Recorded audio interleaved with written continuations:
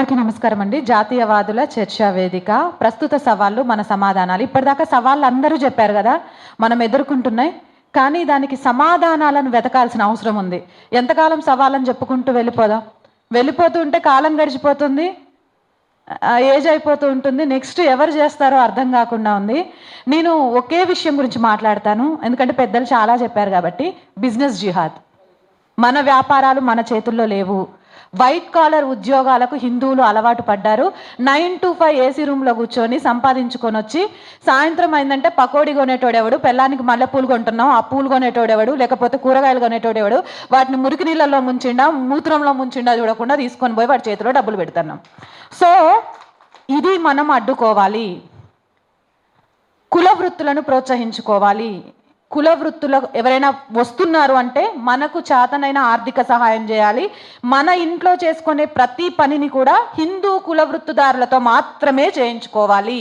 మీరు అది చేయగలిగితే ఈ జిహాదుల గురించి మాట్లాడుకోవాల్సిన అవసరం ఉండదు. ఆర్థికంగా వాళ్ళకు కావాల్సిన నిధులు లేకపోతే ఎవ్వరూ ఏమీ చేయలేరు. ఈరోజు హిందూ సెక్యులర్గా మారాడు అని అంటే కారణం ఏంటంటే వాడి దగ్గర ఆర్థికంగా లేదు. ఎవడు ఇస్తే వాడి వైపు మాట్లాడుతున్నాడు కాబట్టి సెక్యులర్ అయిపోయాడు. అదే వాళ్ళు ఆర్థికంగా సస్టైన్ అయ్యి ఆర్థికంగా ఇటువైపు పడిపోతే ఖచ్చితంగా సమస్య మూలం మీద కొట్టొచ్చు. దీనికోసం ఆల్రెడీ మేము అయితే ఒకటి తీసుకున్నామండి. ఆలయాల కేంద్రంగా ఆధ్యాత్మికతే కాదు ఉపాధి అవకాశాలు కూడా కల్పించాలని. ఇక్కడ చాలా మంది పెద్దలు ఉన్నారు కాబట్టి ఆ విషయాన్ని చెప్తున్నాను. ఏంటి అంటే మీ వీధుల్లో ఆలయాలు ఉండుంటాయి కదండి. ఆ ఆలయాలు ఆంజనేయ స్వామిది కానివ్వండి, అమ్మవారిది కానివ్వండి, ఇంకేదైనా కానివ్వండి, అక్కడ ఒక రిజిస్టర్ పెట్టమనండి. ఆ పంతులు గారిని ప్రతి మంగళవారం కానీ శుక్రవారం కానీ ఒక అనౌన్స్మెంట్ ఇవ్వమనండి.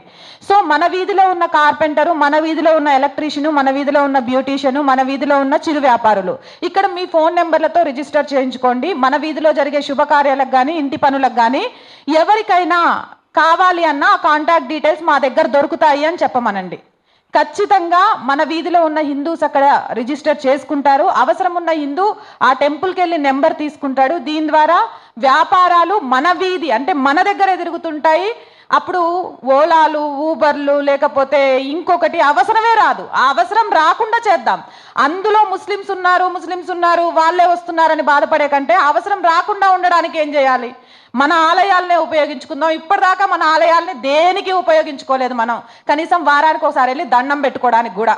కాబట్టి ఇక నుంచి ఉపయోగించుకుందాం. ఆ రకంగా ఆర్థికంగా హిందువులు సస్టైన్ అవ్వడానికి మన వంతు ప్రయత్నం చేద్దాం. దీని ద్వారా ఇంకో లాభం ఏంటి అంటే ఆ గుడికి రెగ్యులర్గా భక్తులు వచ్చి వెళ్తూ ఉంటే ఆ గుడి మీద ఎవడు దాడి చేయడు, ఆ ధైర్యం కూడా చేయడు. గుళ్ళు కాపాడుకున్న వాళ్ళం అవుతాం. ఆ దేవుడికి రోజు ధూపదీప నైవేద్యాలు చేయగలిగిన వాళ్ళం అవుతాం. అలాగే ఆ అర్చకుడిని కూడా బ్రతికించిన వాళ్ళం అవుతాం. హిందూ సమాజంలో ఒకరికొకరు పరిచయంతో ఆ కాలనీ మొత్తం చైతన్యం అవుతుంది. కుల వివక్షతను పక్కన పెట్టిన వాళ్ళం అవుతాం. మనం ఎప్పుడైతే మాట్లాడుకోవాల్సిన వాస్తవం ఉంది. హిందువులు సెక్యులర్గా మారడానికి ఎంతో కొంత ఇంకా కుల వివక్షత అయితే కారణం ఉంది. అది ఆర్థిక బలం కావచ్చు, అంగబలం కావచ్చు. కాబట్టి అది పోగొట్టాలి అంటే మంగలి పని మంగళాయంతోనే చేయించాలి. అప్పుడు ఎంత ఉన్నత కులమోడికైనా మంగలి వాళ్ళ ఒక వర్ణం ఎందుకుంది అనేది తెలుస్తుంది. చాకలి వాళ్ళ పని చాకలి వాళ్ళతో చేయించాలి. అలా అని అంటే మా వృత్తులు కాబట్టి మమ్మల్ని అందులోనే చేసుకోమంటావా, నువ్వు తప్పుగా మాట్లాడుతున్నావంట అంటే అన్న మీకన్నా గొప్పోళ్ళు లేరు.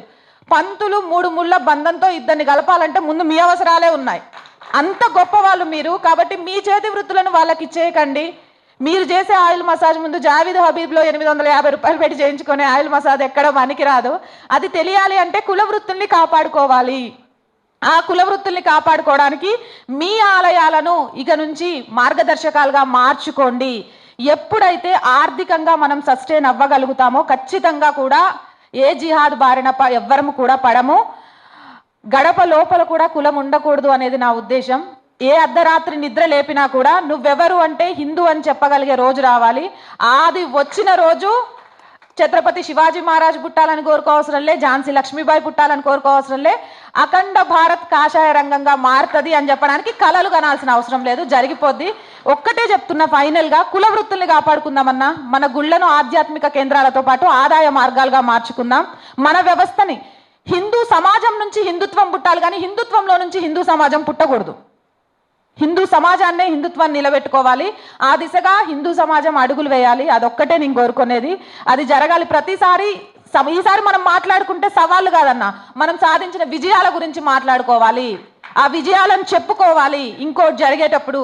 అది నేను కోరుకునేది. ఈ అవకాశం ఇచ్చిన పెద్దలందరికీ కూడా ధన్యవాదాలు. థ్యాంక్ యూ అన్న.